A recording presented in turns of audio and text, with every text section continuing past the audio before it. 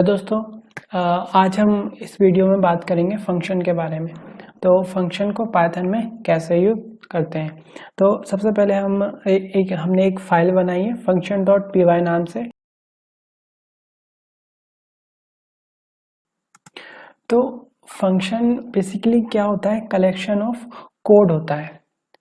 ठीक है, इसकी ये बहुत ही सिंपल डेफिनेशन है, सिर्फ एक लाइन में, कलेक्शन ऑफ कोड।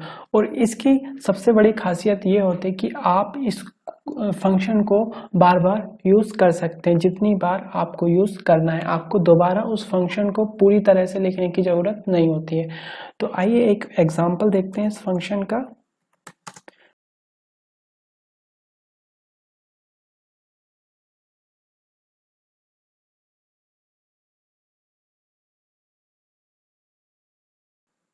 दोस्तों ये मैंने एक फंक्शन बनाया है, इसको कंट्रोल एस से सेव करते हैं और अब इसको रन करके देखते हैं। सबसे पहले इस टर्मिनल को क्लियर कर लेते हैं।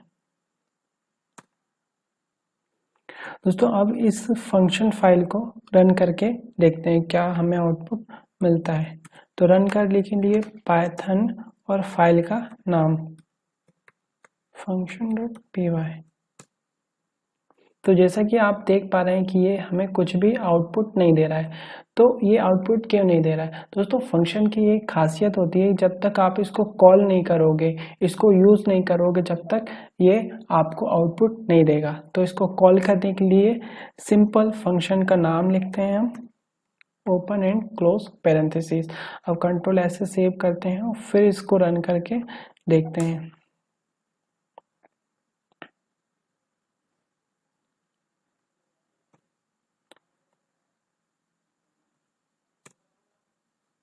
ये देखिए दोस्तों, आप देख पा रहे हैं नीचे इसका आउटपुट मिला है हमें नीरज। ये पहली लाइन का कोड है। ये वाला कोड एग्जीक्यूट हुआ नीरज, और दूसरी लाइन में हमें क्या मिला, नीरज मारन। तो ये वाला कोड एग्जीक्यूट हुआ। चलो आइए जान लेते हैं इसको एक बार फिर से कि ये होता क्या है। दोस्तों देख पा रहे हैं कि फंक्शन को डिफाइन करने के लिए डेफ कीवर्ड का यूज़ करते हैं। तो ये डेफ कीवर्ड आपको हर फंक्शन में यूज़ करना पड़ेगा डिफाइन करने के लिए। और दूसरा ये है फंक्शन का नाम। ये फंक्शन का नाम आप कुछ भी दे सकते हैं जो आपको देना है, कोई इशू नहीं आएगा। और उसके बाद ये कॉलन, और यहाँ से कॉलन के बाद ये कोड स्टार्ट हो जाते हैं, फंक्शन का कोड। तो जैसा कि आप देख पा रहे हैं कि हमने ये 4 स्पेस दिए हैं, 4 इंडेंटेशन दिए हैं। तो ये बहुत ज़रूरी होता है। इसका मतलब ये होता है, ये 4 इंडेंटेशन का मतलब ये होता है कि ये जो कोड लिखे हुए हैं, ये जो 2 कोड लिखे हुए, 2 लाइन का कोड लिखे हुए हैं, ये किसका हिस्सा है? ये इस फंक्शन का हिस्सा है। अगर हम ये इंडेंटेशन को अगर 4 की जगह अगर हम 5 कर दें या 4 से कम कर दें, 3 कर दें, तो ये हमें एरर दिखाएगा। चलिए देखते हैं, करके देखते हैं। ये हमने एक इंडेंटेशन, ये 5 इंडेंटेशन हो गए, ये आप डॉट के रूप में देख पा रहे हैं। 5 स्पेस दे दिए हमने। तो अब इसको कंट्रोल एस से सेव करते हैं और फिर देखते हैं कि क्या हमें आउटपुट मिलता है। तो जैसा कि आप देख पा रहे हैं दोस्तों, ये हमें क्या एरर दिखा रहा है? ये दिखा रहा है इंडेंटेशन एरर, अनएक्सपेक्टेड इंडेंट। तो जैसा कि देखा आपने दोस्तों कि अगर हम इसमें ये 4 की जगह अगर 5 स्पेस दे देंगे या 4 की जगह 3 स्पेस दे देंगे तो ये हमें एरर दिखाएगा। तो और इसका और एग्जांपल देखते हैं हम।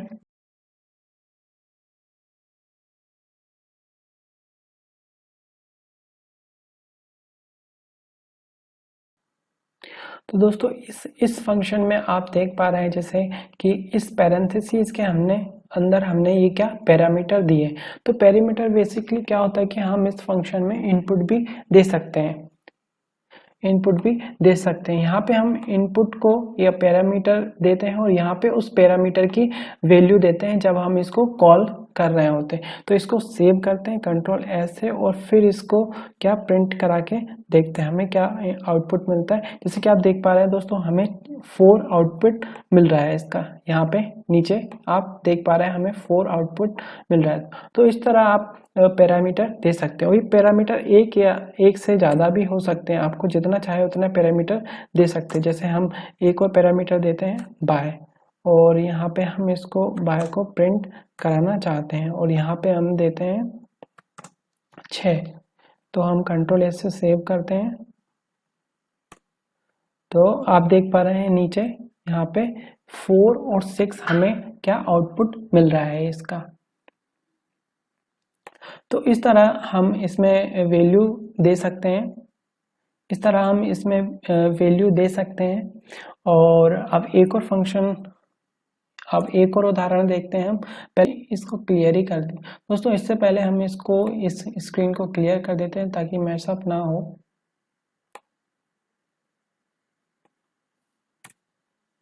और इसको भी हमारे टर्मिनल को भी क्लियर कर देते हैं। तो अब एक और एग्जांपल देखते हैं इसका। दोस्तों अब हम इसका पाइथन का रिटर्न स्टेटमेंट देखते हैं। बेसिकली रिटर्न स्टेटमेंट क्या होता है दोस्तों? रिटर्न स्टेटमेंट का यूज़ करते हैं कि पाइथन के जो फंक्शन है, फंक्शन के कोड को टर्मिनेट करने के लिए। मतलब रिटर्न स्टेटमेंट के बाद कोई भी कोड रन नहीं होता, वहाँ पे कोड ख़त्म हो जाता है और हमें जो वैल्यू हमें चाहिए हम उसको प्रिंट करा सकते हैं, रिटर्न करा सकते हैं। ये होता है रिटर्न स्टेटमेंट। आइए एक उदाहरण देखते हैं।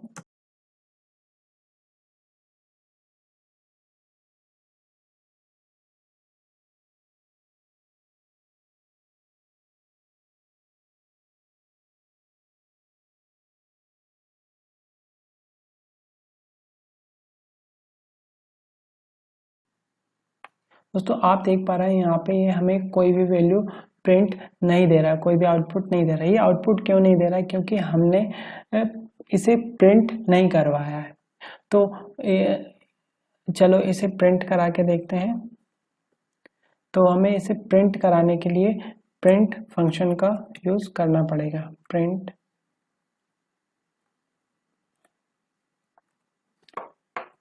सेव।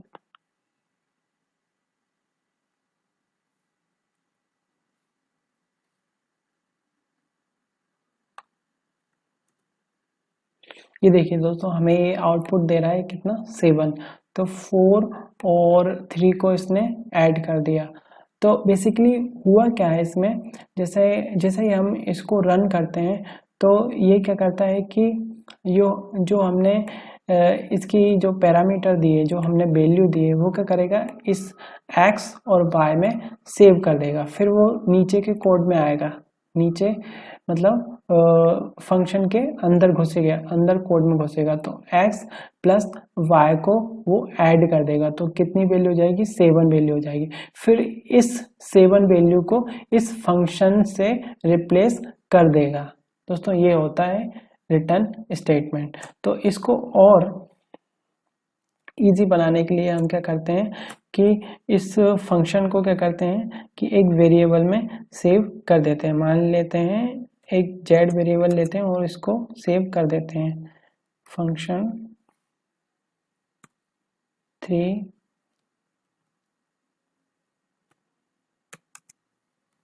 4। तो अब हम यहाँ पे क्या प्रिंट करा देते हैं? सिर्फ जेड प्रिंट करा देते हैं, कंट्रोल प्लस जेड। ये देखिए दोस्तों, ये सेम हमें आउटपुट दे रहा है।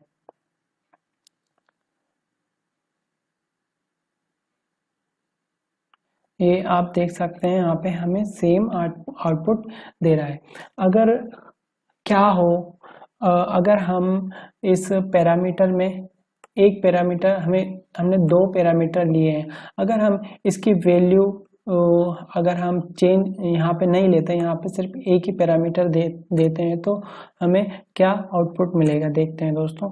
इसको सेव करते हैं, एक को हम डिलीट कर देते हैं, फिर इसको सेव करके देखते हैं कि हमें क्या आउटपुट मिलता है।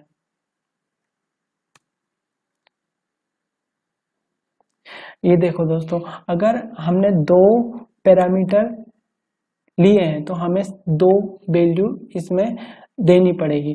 तो आप दे सकते हैं, अगर नहीं देंगे तो ये हमें एरर शो करेगा। जैसे आप देख पा रहे हैं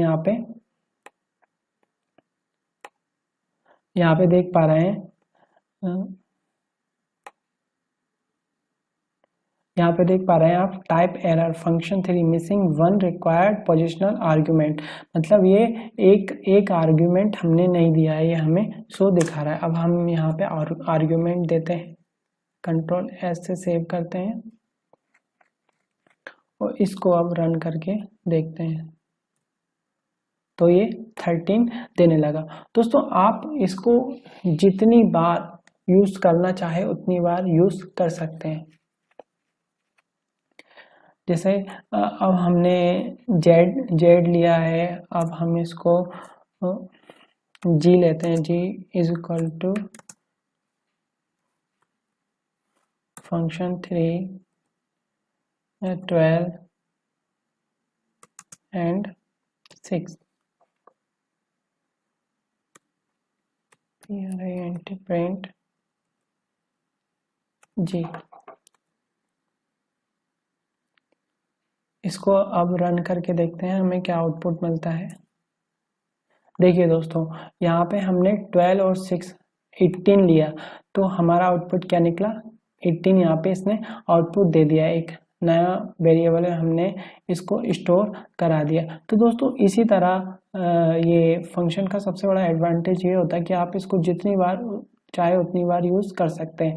यहाँ पे हमें ये लाइन दोबारा लिखने की जरूरत नहीं पड़ती है। तो यही फंक्शन का सबसे बड़ा यूज होता है कि इसका जो कोड रहता है, ये फंक्शन ये रीयूजेबल होता है। आप जितनी बार चाहे उतनी बार यूज कर सकते हैं। थैंक यू दोस्तों, आज अभी यहाँ पे ये वीडियो ख़त्म करते हैं। मैं आशा करता हूँ कि आपको समझ में आया होगा। अगर नहीं आया हो तो कमेंट करिए, मैं उसका आंसर दूंगा। धन्यवाद।